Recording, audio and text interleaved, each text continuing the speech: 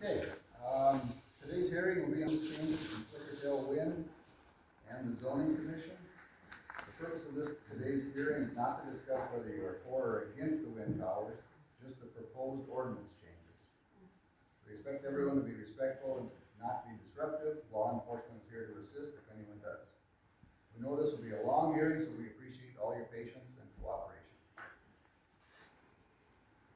With that, we're going to jump right into Flickertail Wind presenting their application.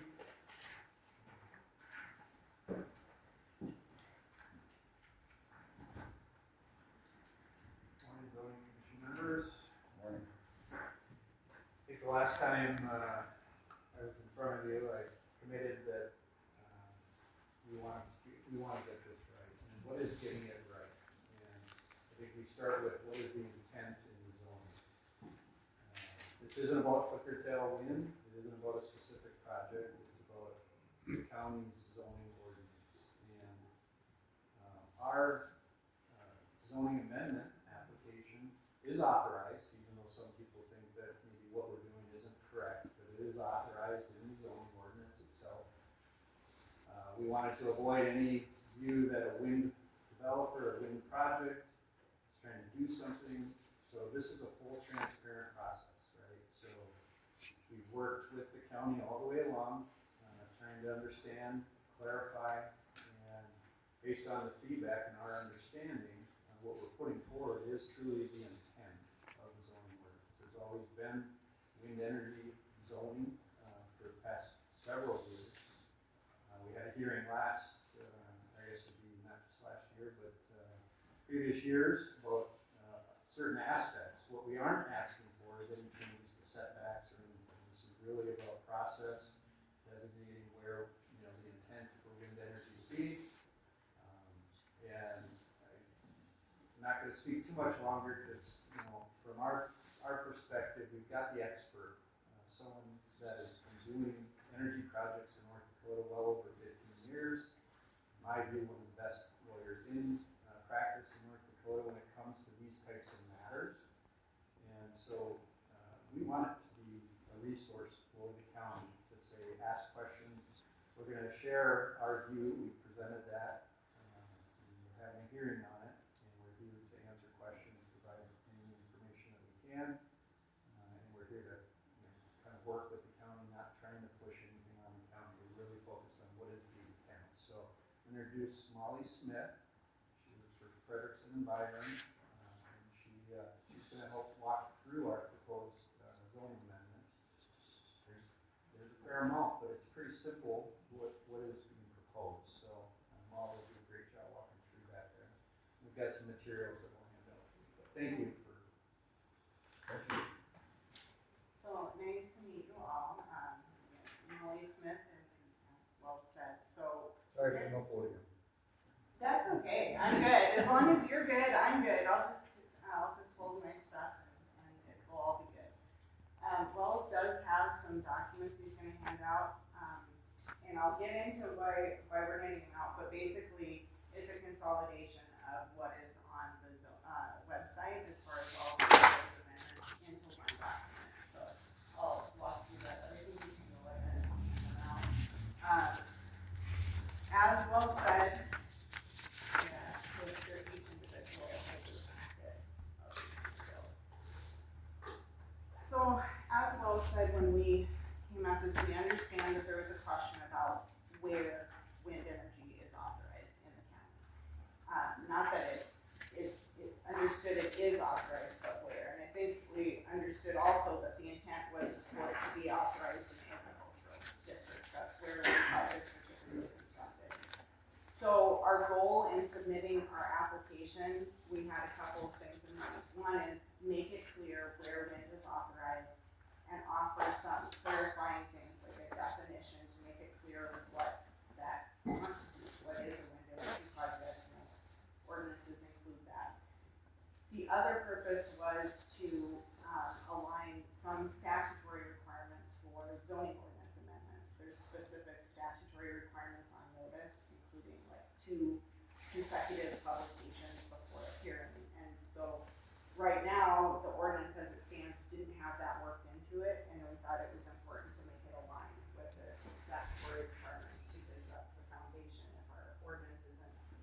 adopted correctly, then we have an issue potentially with everything that's done under that ordinance. So the other thing that we understood at the time was that the zoning commission makes decisions on CUPs and variances and everything. So when we originally proposed our amendments, we didn't want to affect any of that, but it was inconsistent in different provisions of the ordinance. So we made initial proposals that said zoning commission makes those decisions. The wind section appeared to have the county commission make the decision, so we set it up that way. After we submitted, I talked to Ashley, and she's like, actually what we want to do is to have the zoning commission make recommendations, the county commission make decisions. That's what most counties do, and she's right, I probably only know of one that does it differently. So, given that, our intent wasn't to try to propose something you guys didn't want, so we made some edits, I sent those to Ashley, and they incorporated that concept. The other thing that she noted is we would like our notice to be consistent for everything. 2 weeks consecutive published notice for everything. And so when I made edits, that's how we did it. We laid it all out. And then in the course of that, there were a few more things that Ashley identified, which were noted on the chart that was published or on the website.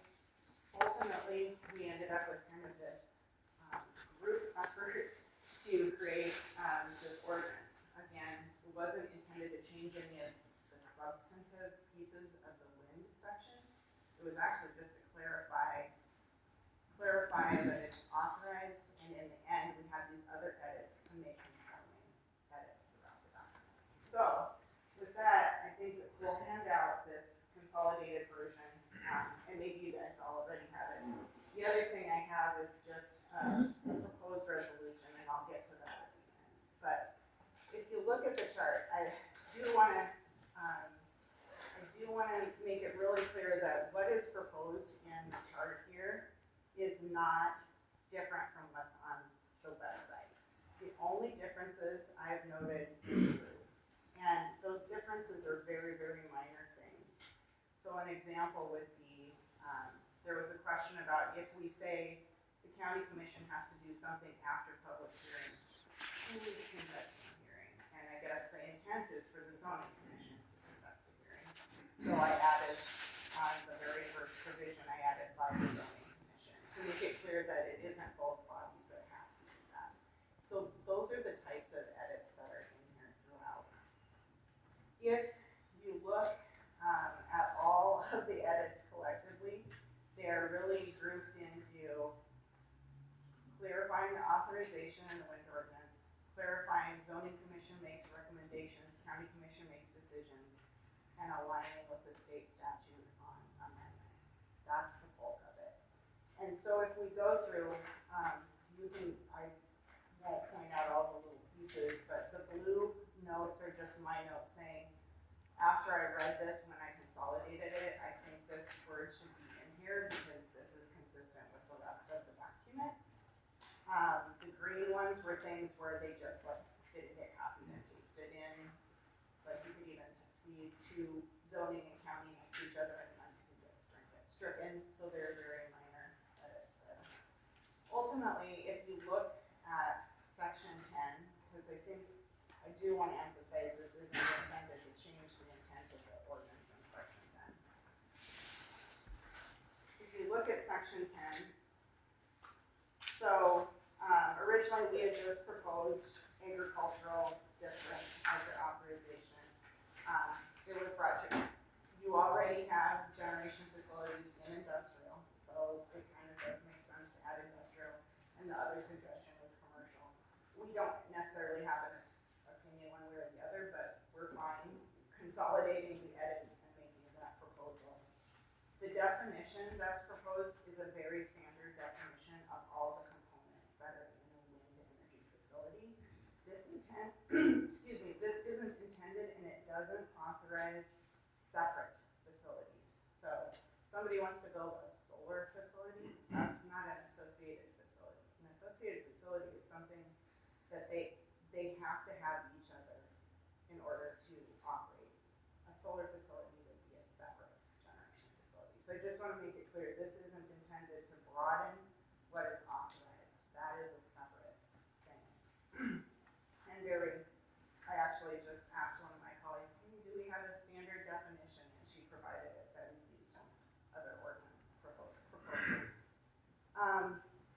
The other provision in 2, so on page 9, right now the ordinance is sort of confusing because you've got citing permits, and I'm guessing, my guess is the wind ordinance was added, excuse me.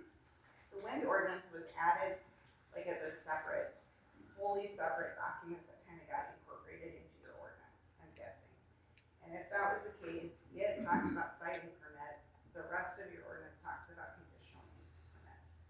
It gets confusing as to what's intended to mean both, to just mean one. So to avoid that confusion, we've said this applies to wind. It does not apply, the CUP provisions do not apply, the variance provisions do not apply, because this is wholly set up to be its own permit. It has its own variance provisions, and it has a host of requirements that have to be met. So it's not as though we're saying you don't have to do as much. You have to actually do more because it's its own setup with all of its own regulations. So the rest of these are really incorporating the notice pieces, clarifying who makes the recommendation and the decision. And then we did incorporate in the prior ordinance amendments on setbacks and blade clearance, because we just wanted to make sure there were no concerns about the process for the notice, given what we'd seen about needing two. It was safer just to incorporate them and ensure they came in under a full process. So that was the intent there.